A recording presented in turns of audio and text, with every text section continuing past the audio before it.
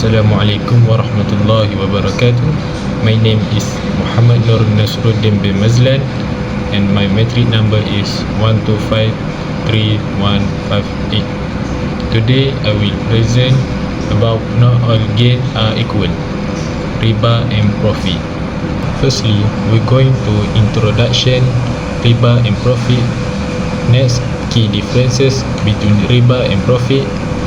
Then impact riba on economy. Next, benefit of profit-based system. Then, example riba and profit in a real-world application. Lastly, we're going to conclusion. What is riba? Riba literally means increase or excess. It refers to any additional amount charged beyond the principal in a loan or exchange without legitimate trade or risk sharing. Secondly, it is a guaranteed profit for the lender regardless of the transaction outcome. Unlike a lawful profit, halal, riba does not involve value creation or business risk.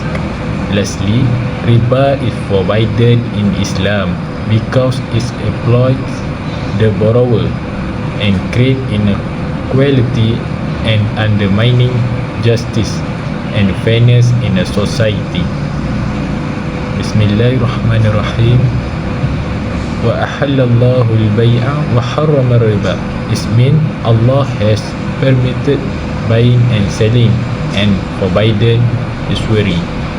What is profit? Profit is an important element that is recognized and permitted in a various form of business and investment transaction as long as it meets the condition and principle set by Sharia. Essentially, profit refers to the excess value obtained from trade or investment activities. In trading transaction, profit can be earned when someone buys an item at a certain price and resell it at higher price. In the context of investment, profit is obtained through the sharing of capital and effort via contract such as mudarabah and musyarakah. That's all from me. Just Thank now, you. we have looked at the meaning of riba and profit. Alright, let's now explore the key differences between both of them. There are 5 aspects that we should consider in riba and profit. The first one is status in Islam. As we can see in Islam, riba is strictly prohibited because it can lead to injustice and exploitation. On the other hand, profit is a halal return derived from business activities that are permissible under Sharia. Next, we can see from the source aspect. Riba comes from additional debt without effort or risk, but profit comes from business result, efforts, and risk. Other than that, we can see risk from the perspective of riba, which is the lender does not bear risk. However, for profit, the trader or investor bears the risk or profit or loss. The fourth one is the effect on society. We can see from the riba side that it can lead to exploitation and inequality. In addition, profit will encourage entrepreneurship and economic activity. The last one is the basis of earning. For riba, money is exchanged for money without productive activity. On the other side, profit can be earned through effort, investment, trade, or providing goods or services. To sum up, it is crucial for all of us to take notes about the key differences between riba and profit. Assalamualaikum warahmatullahi wabarakatuh. My name is MBA2013, metric number 1251343. In this video, I will explaining the impact of riba on the economy. Many people think that riba only affect individuals, but in reality, it shapes the entire economy from household spending to business survival and national economic stability. So I will discuss about three major the impact of riba. So let's move on to the first point. Riba creates inequality between the rich and the poor. In a riba-based system, the lenders continue to earn money without considering borrower situation, whether they are unemployed, facing financial difficulties, or even experiencing business losses. In other words, the risk 100% falls on the borrower. When interest keep increasing, the debts become heavier. Borrowers end up paying more than what they originally borrowed. Some even have to cut down their basic expenses or take new loans just to settle the old ones. This creates a cycle of debts that can continue from one generation to the next. Meanwhile, banks, wealthy group, and big investors keep gaining profit and collecting assets without facing the same struggles as the borrower. And that's why we often to hear the phrase, the rich get richer and the poor get poorer. The next point occurs when borrowers fail to repay the loans taken from banks or lenders. This failure disrupts the flow of money and banks no longer receive the cash inflow needed to sustain their operation. As a result, banks lose capital and are unable to absorb the losses. This situation eventually led to financial crisis where banks lose capital, non-performing loans increase, and the stock market decline due to the lost investor confidence. This financial crisis affect the entire economy, causing many businesses to shut down, unemployment to rise, and overall activity economic to deteriorate.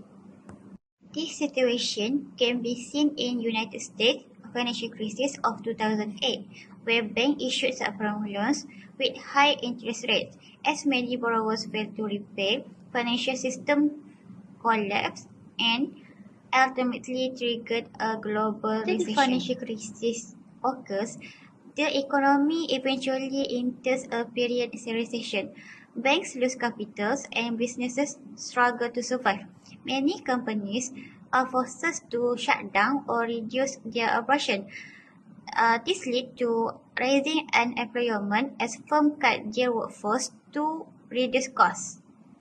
With fewer job opportunities, household income decline and consumer spending drops significantly. As people spend less, overall economic activity slows down, production decreases, and the market becomes unstable. This chain reaction, starting from the financial crisis, ultimately results in an economic recession where growth contracts, businesses weaken, and society face prolonged financial hardship. To conclude, riba harms the economy by widening inequality, causing financial instability, and leading to recession. This is why riba is prohibited to protect society and ensure a fair, stable economic system. So let's talk about benefits of profit-based system. Firstly, risk sharing. Both investor and entrepreneurship share risk and reward, promoting failures, encourages responsible decision making. Secondly, ethical alignment. Profit is earned through real trade, services, or production, not exploitation. Avoid injustice associated with guaranteed interest, riba. Lastly, social justice. Ensure equitable distribution of wealth. Support entrepreneurship and job creation, uplifting communities. Assalamualaikum warahmatullahi wabarakatuh. My name is Danish MBA2013 and my matrix number is 1252199. Right now I will be presenting about real world application of how conventional banks works and Islamic bank works. For the first one, as you can see, the picture above tells that conventional banking, which is allow riba. So how? Bank provide money to the client. The client borrows money from the bank for personal uses. Then client repays money plus riba interest. The client must return the borrowed amount plus an additional amount, which is predetermined and charged for the usage of money. For the nature transaction, it is loan-based transaction where the banks earn profit through interest. For the risk distribution, the risk is borne entirely by the client because the bank is guaranteed its interest and principal. For the right picture, tells you Islamic banks how it works. So Islamic bank is free from riba, which means bank provide goods or services in assets. Instead of giving cash as loan, the bank buy goods or asset and sells them to the client at a profit, which is, if you know, contract murabaha, which is entered into for the partnership is contract musyarakah.